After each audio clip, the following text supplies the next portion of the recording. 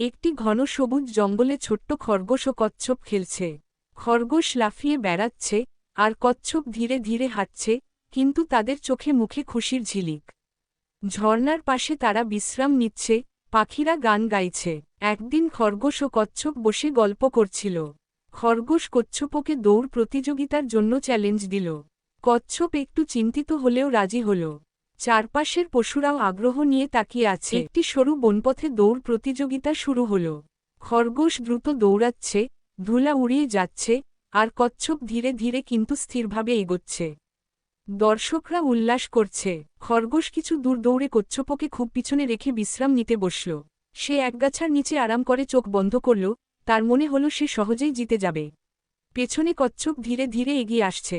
কচ্ছপ ঘাম ঝরিয়ে ধীরে ধীরে কিন্তু দৃঢ়ভাবে এগিয়ে যাচ্ছে। তার মুখে দৃঢ় প্রতিজ্ঞার ছাপ। চারপাশের পশুরা মুগ্ধ হয়ে দেখছে। খরগোশ হঠাৎ জেগে উঠে দেখে কচ্ছপ শেষ সীমায় পৌঁছে গেছে। খরগোশ দৌড় দিলেও দেরি হয়ে গেছে।